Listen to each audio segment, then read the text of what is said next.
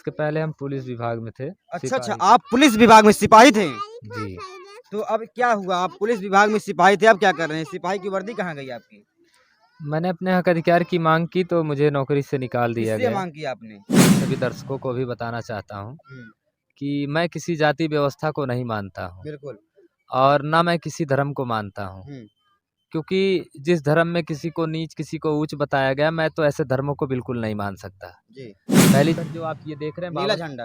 जी, नीला झंडा है, उसमें अशोक चक्र है जो हमारी राष्ट्रीय पहचान भी है। जी, जी। और बाबा साहब की तस्वीरें हैं। मैं बाबा साहब भीमराव अंबेडकर का अनुयायी हूँ। हुँ। मैं उन्हें मानता हूँ, वो मेरे महापुरुष हैं। मेरे क्या, अपने वो आप पूरे को क्या देश। अम्बेडकरवादी मानते हैं? जी, बिल्कुल मैं अच्छा, समाज से होते हैं, क्या पिछड़े वर्ग से अम्बेडकरवादी कौन हो सकता है? कौन कैसे बनते हैं अम्बेडकरवादी? देखिए, अम्बेडकरवादी कोई जाति या धर्म या वर्ण व्यवस्था में कोई अम्बेडकरवादी कोई इस तरह की कोई व्यवस्था नहीं है। हाँ, पूरी दुनिया में कोई भी अम्बेडकरवादी हो सकता है, वो जी। चाहे जिस जाति का हो, चाहे जिस धर्म का हो। जिसने बाबा साहब भीमराव अंबेडकर को पढ़ा, हुँ, जो अपने महापुरुषों को पढ़ा, यानी जिसने अपने असली इतिहास को पढ़ा, जिसने अपने पूर्वजों को जाना, हुँ, और जब वो बाबा साहब की कुछ किताबें हैं, जब उनको पढ़ेंगे, हुँ, हुँ। तो आपको लगेगा कि मुझे इस अम्बेडकरवाद की विचारधारा पे चलनी चाहिए। अच्छा, अम्बेडकर जो है, संविधान को किसने लिखा है?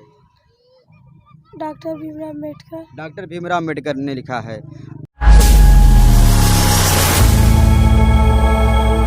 सभी को नमस्कार।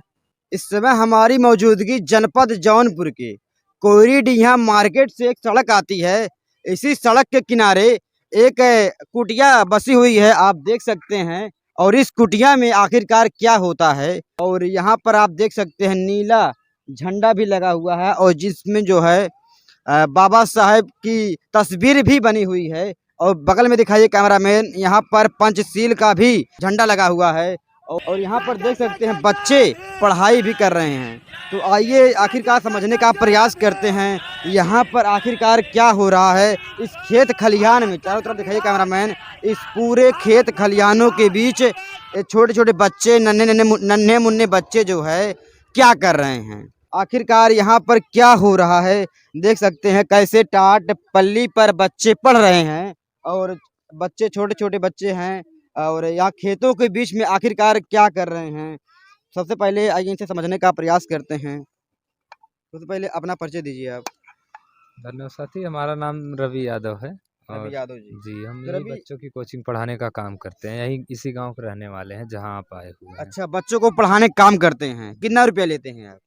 फीस नहीं लेते हैं, हम अपने समाज के बच्चों को जो है पढ़ाते हैं बस। अच्छा, निःशुल्क में पढ़ाते हैं आप? जी। तो आप ही बताइए, क्या आप क्यों इन बच्चों को पढ़ा रहे हैं? बच्चे जो है, ज़्यादातर बच्चे प्राइमरी विद्यालय में पढ़ते हैं। हाँ। और बच्चे जो है पढ़ने में काफ़ी कमज़ोर थे। हम्म। और मेरे पास जो भी शिक्षा है, जो भी ज्ञान है, कुछ और भी सीख रहा हूँ, और उसी आधार पे बच्चों को पढ़ा रहे हैं। अच्छा अच्छा।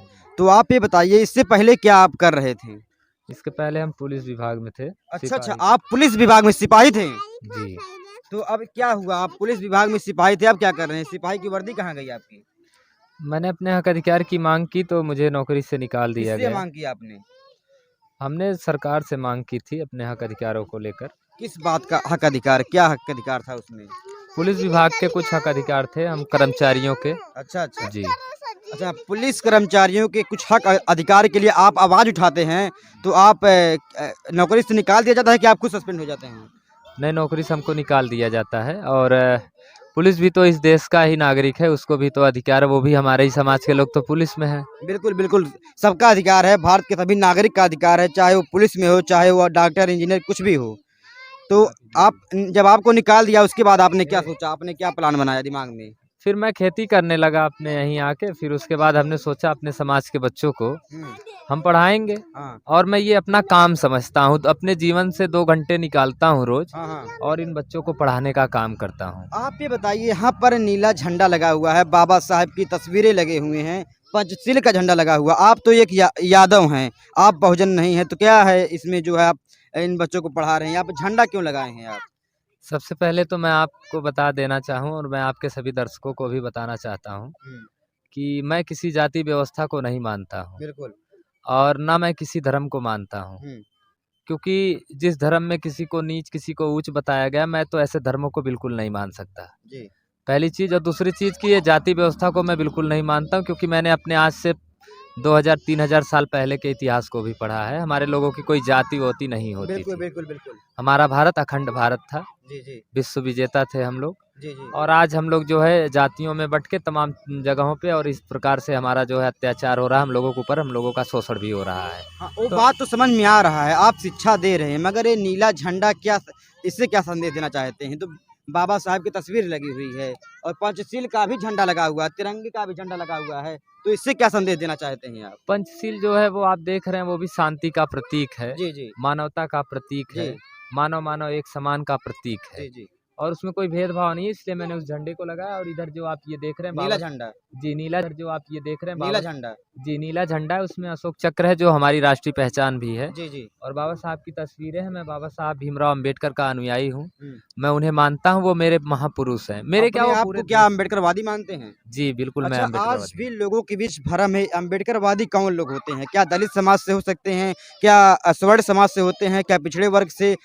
अम्बेडकरवादी कौन हो सकता है? कौन कैसे बनते हैं अम्बेडकरवादी? देखिए, अम्बेडकरवादी कोई जाति या धर्म या वर्ण व्यवस्था में कोई अम्बेडकरवादी कोई इस तरह की कोई व्यवस्था नहीं है। हाँ, पूरी दुनिया में कोई भी अम्बेडकरवादी हो सकता है, वो जी। चाहे जिस जाति का हो, चाहे जिस धर्म का हो। जिसने बाबा साहब भीमराव अम्बेडकर को पढ़ा, हुँ, जो अपने महापुरुषों को पढ़ा, यानी जिसने अपने असली इतिहास को पढ़ा, जिसने अपने पूर्वजों को जाना, हुँ, और जब वो बाबा साहब की कुछ किताबें हैं, जब उनको पढ़ेंगे, हुँ, हुँ। तो आपको लगेगा कि मुझे इस अम्बेडकरवाद की विचारधारा पे चलनी चाहिए। अच्छा, अम्बेडकरवादी होने का मतलब अम्बेडकर की विचारधाराओं पे चलना? जी, बाबा साहब भीमराव अम्बेडकर की विचारधारा पे चलना, हाँ, प्लस उनकी जो 22 प्रतिज्ञाएँ हैं, हाँ, उनको मानना, उनको अपनाना, हुँ। और संविधान को मानना, संविधान का पालन करना और कानून के दायरे में रहना, यही अम्बेडकरवादी होता है। बाबा साहब ने तो हिंदू धर्म को छोड़कर बौद्ध धर्म अपना लिया था, इस 22 प्रतिज्ञा में ये भी शामिल है।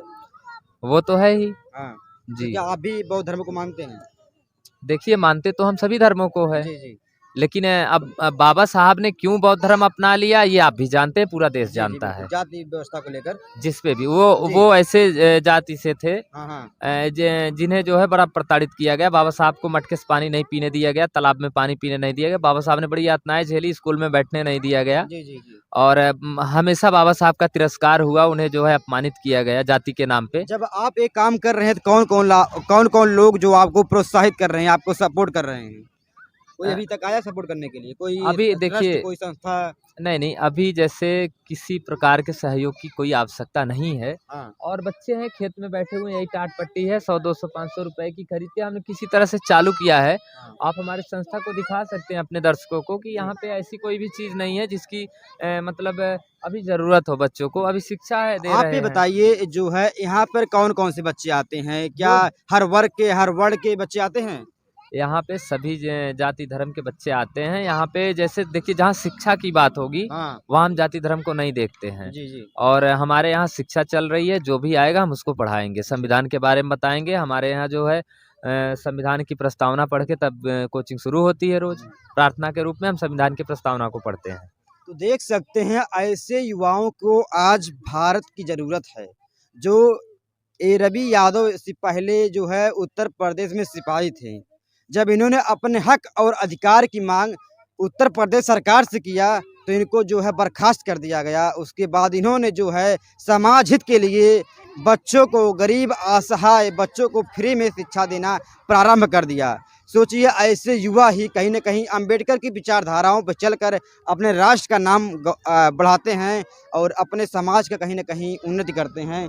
आप दिखा सकते हैं कैमरामैन कैसे इस छोटी-सी कुटिया में, छोटी-सी जो मड़हा है, यहाँ पे बच्चे कितने शांतपूर्वक अपने जो है शिक्षा को जारी रख रहे हैं। यहाँ पे कुछ बच्चों से आगे समझने का प्रयास करते हैं। बेटा आपका क्या नाम है? संजना गौतम। संजना गौतम, ये बताइए पढ़ा आपको याद है? हाँ, कितने तक पढ़ा याद है? 15 तक। 15 तक। किस क्लास में हैं आप? 7। 7th में। आप ये बताइए हमारे देश के जो है संविधान को किसने लिखा है? डॉक्टर भीमराव अम्बेडकर। डॉक्टर भीमराव अम्बेडकर ने लिखा है। भारत किस तारीख को आज़ाद हुआ था? 26 जनवरी 1950 ईस्वी। नहीं, गलत बता रही हैं आप। भारत कब स्वतंत्र हुआ, कब आज़ाद हुआ? 15 अगस्त 1947 से। बहुत बढ़िया, 15 अगस्त 1947। हमारे देश में संविधान कब लागू हुआ?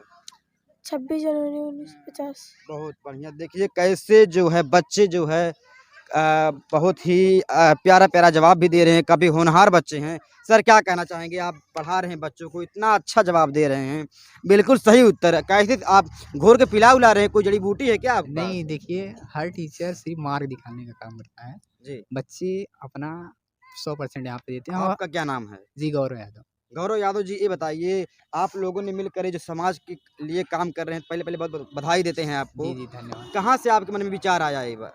मन विचार मतलब क्या होता है कि जैसे सब लोग संगठित नहीं है। जी, जी, जैसे ये जैसे जो जाति व्यवस्था है यहाँ पे, हाँ, हाँ, हमको इनको एक साथ लेके चलना है, जो कि शिक्षा से अनिवार्य हो। जी, जी, बिल्कुल। अगर शिक्षा सबको एक साथ दी जाए, हुँ। मतलब होती है ना थोड़ी जाति भेदभाव होता रहता बिल्कुल, है। बिल्कुल। जी, तो हमें ये जाति नहीं रहा, पॉलिटिक्स एकदम मतलब नहीं, हमें शिक्षा, अगर इस देश की समृद्धि का विकास करना है तो जी। उसे शिक्षा देना ज़रूरी है। बिल्कुल, बिल्कुल। अगर किसी ना मतलब यहाँ का अगर किसी देश से गरीबी, भ्रष्टाचार, महँगाई को मिटाना है तो शिक्षा को आप शिक्षा बेहतर कर दीजिए। जी, जी, जी। तो आइए हम और बच्चों से आपको मिलवाते हैं, छोटे-छोटे बच्चे हैं, काफ़ी होनहार बच्चे हैं। तो बेटा आपका क्या नाम है? आनंद गौतम आनंद गौतम, किस क्लास में हैं आप? 7 अच्छा, तो ये बताइए आप 15 का पहाड़ा याद है? यस 20 का पहाड़ा? यस अच्छा बताइए, 11 का पहाड़ा सुना दीजिए आप। 11 की 11 11 दूनी 22 11 33 30 11 चौक 44 11 5 55 11 छक्का 66 11 7 77 11 88 11 9 99 11 दाम 110। आप ये बताइए, इंग्लिश वर्णमाला में, अल्फ़ाबेट में कितने अक्षर होते हैं? इंग्लिश में? 26 बिल्कुल सही जवाब। देखिए कितने प्यारे और होनहार बच्चे हैं। आप ये बताइए, वावेल कितने होते हैं स्वर इंग्लिश में? इंग्लिश में 5 बहुत बढ़िया। देखिए कितने होनहार बच्चे हैं। आइए एक बच्ची से आपको मिलवाते हैं। बेटा क्या नाम है आपका? सर हमारा नाम रोशनी है। रेशमी? सर रोशनी रोशनी गौतम। रोशनी गौतम, आप ये बताइए किस क्लास में हैं आप? सर हम 8 के क्लास में पढ़ते हैं। 8th क्लास में हैं आप। Yes sir. 2x + 3x कितना होगा? सर 2x + 3x हाँ, sir x 5 x 5 yes sir. 5x। नहीं सर 5x जी, जी। यस। क्या नाम है आपका? सोनाली गौतम सोनाली गौतम, आप ये बताइए किस क्लास में पढ़ती हैं आप? 7 7th में। भारत के संविधान को किसने लिखा हुआ है? डॉक्टर भीमराव अंबेडकर। बाबा साहेब का जन्म कब हुआ था? 14 अप्रैल 1800 14 अप्रैल 1800 हम्म, क्या सर? नहीं याद है? सर याद था। कौन बताएगा? इसमें से कौन बताएगा? अच्छा बच्चा बताए। तुम बताओ। एक मिनट, बाबा साहेब का जन्म कब हुआ था? 14 अप्रैल 1891 1891? 91 के 51? 51 91 के 51? कौन बताएगा? खड़े हो जाओ।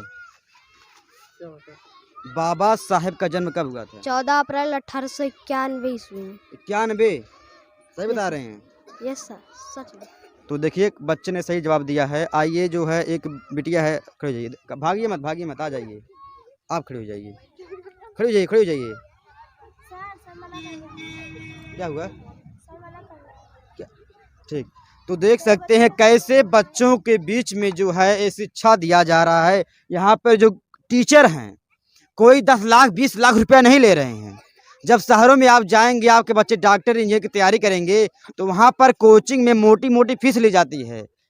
2-2 लाख रुपए, 3-3 लाख रुपए फीस ली जाती है साल भर का केवल। लेकिन यहाँ पर गुरुजन जो है फ्री में अपने समाज के बच्चों को शिक्षा दे रहे हैं। वाकई यही है इस देश की आज़ादी। ऐसे ही इस देश की जो तरक्की हो सकती है, वाकई ऐसे ही जो है देश का हमारा विकास हो सकता है। दोस्तों ऐसे जो है युवा मिलकर कहीं ना कहीं हमारे राष्ट्र को एक नई पहचान दिलाते हैं। जो लोग कहते हैं भारत विश्व गुरु बनेगा, असल मायने में अब अगर ऐसे युवा हों तो भारत को विश्व गुरु बनने से रोक नहीं सकता, भारत को अखंड भारत होने से रोक नहीं सकता। दोस्तों मिलेंगे किसी नेक्स्ट वीडियो में, तब तक के लिए जय हिंद जय भारत।